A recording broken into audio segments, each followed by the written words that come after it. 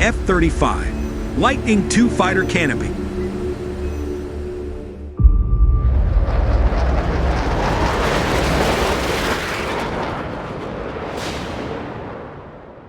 This story is about building and verifying advanced tooling.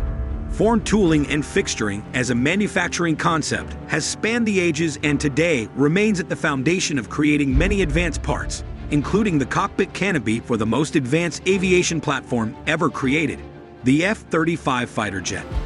The complexity and precision of today's composite parts rely heavily on the layup tools that make advanced forming possible.